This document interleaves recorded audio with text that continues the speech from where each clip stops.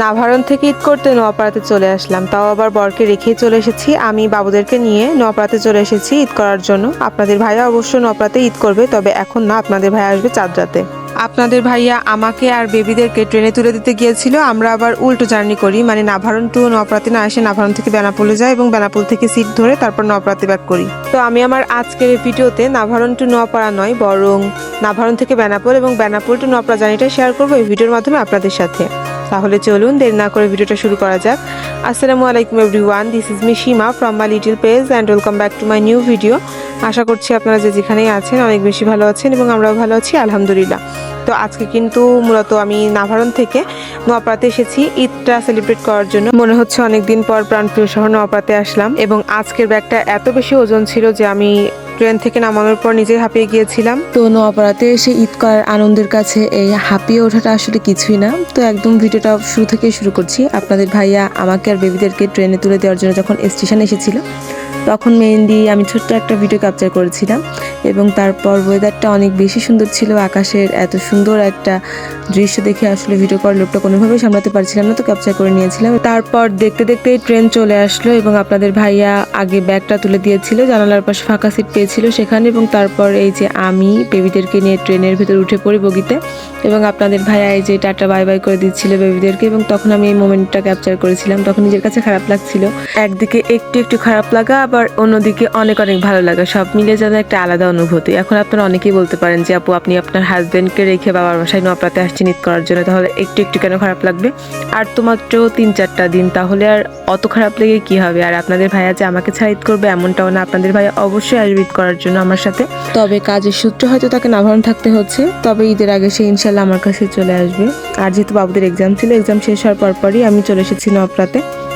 তো এই যে ট্রেনের ভেতর উঠে পড়েছিলাম, উঠে এই যে ভিডিও করছিলাম। তারপর আমাদের ট্রেন যখন বেনাপোল স্টেশনে থেমেছিল খানিকক্ষণ, প্রায় 15 থেকে 20 মিনিটের মতন, কারণ ইঞ্জিন আসলে চেঞ্জ করতে অনেকটা টাইমের প্রয়োজন। তো সেই টাইমটাতে আমি ভিডিও করেছিলাম এবং তারপর একটা সময় যখন ট্রেন ছেড়ে দিল আমাদের নোয়াপাড়া যাওয়ার উদ্দেশ্যে, তখন আমি এই যে রং ঢং করে ভিডিও করছিলাম। জানালার পাশে সিটটা হলে আমি এভাবেই রং ঢং করে বরাবর ভিডিও করি। আর এই যে ট্রেনের টিকিট এবং তারপর সব মিলিয়ে এই যে ট্রেন জার্নিটা শুরু করলাম। জানালার পাশে সিটটা, আর যদি হয় ট্রেন জার্নি, তাহলে তো আর কোনো কথাই নেই। আমার কাছে খুবই ভালো লাগে।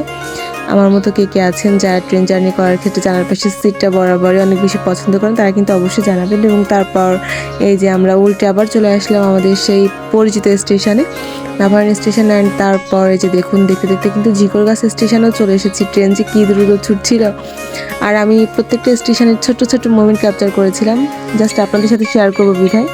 এবং এই যে ঝিকরগাছ স্টেশনের পরে যেহেতু যশোর স্টেশন, দেখতে দেখতে যশোর স্টেশন আমরা পার হয়ে যাচ্ছিলাম। তো প্রত্যেকটা স্টেশন যখন পার হচ্ছিলাম তখন আলাদাভাবে একটা এক্সাইটমেন্ট কাজ করছিল নিজের ভেতরে, আলাদাভাবে একটা ভালো লাগা কাজ করছিল যে ঈদ করার জন্য নোয়াপাড়াতে যাব, আমার প্রাণপ্রিয় শহর। তো সেই ভালো লাগাটা আসলে প্রত্যেকটা বিবাহিত মেয়েরা রিয়েলাইজ করতে পারে না, কারণ অনেক মেয়েকেই বিয়ের পর বাবার বাড়িতে ঈদ করতে পারে না, শ্বশুর বাড়িতে ঈদ করতে হয়। তবে আমার কিন্তু সেই দিক থেকে কপালটা আলহামদুলিল্লাহ অনেকটা ভালো। আমি একটাই বাবার বাড়িতে করি, একটাই শ্বশুর বাড়িতে করি, এবং ইনশাল্লাহ আমার ইচ্ছা আছে যে কুরবানি ঈদটা আমি শ্বশুর বাড়িতেই করবো।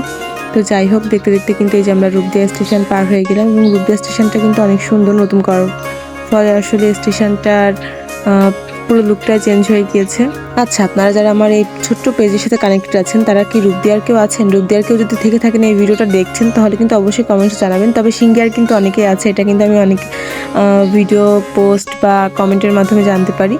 তো এই যে দেখতে দেখতে কিন্তু সিঙ্গিয়া স্টেশন পার হয়ে এসেছে এবং তারপরে কিন্তু আমার প্রাণপ্রিয় শহর নোয়াপাড়া, এবং নোয়াপাড়া রেলওয়ে স্টেশনেও চলে এসেছিলাম দেখতে দেখতে খুবই অল্প টাইমের ভেতর। নোয়াপাড়া রেলওয়ে স্টেশনে আসতে না আসতে আসলে এই মেঘলা আকাশটা দেখে চোখ মন দুইটাই ভরে যাচ্ছিল, আর ওয়েদারটা অনেক বেশি সুন্দর ছিল, সাথে ঠান্ডা দমকা হাওয়া, সব মিলিয়ে খুবই অসাধারণ লাগছিল। এবং তারপর ট্রেন থেকে আমার ব্যাগটা মানে নিচ অব্দি নিয়ে আসতে যে আমার এত কষ্ট হয়েছিল, প্রচণ্ড ভারী ছিল ব্যাগটা, আমি হাঁপিয়ে উঠেছিলাম।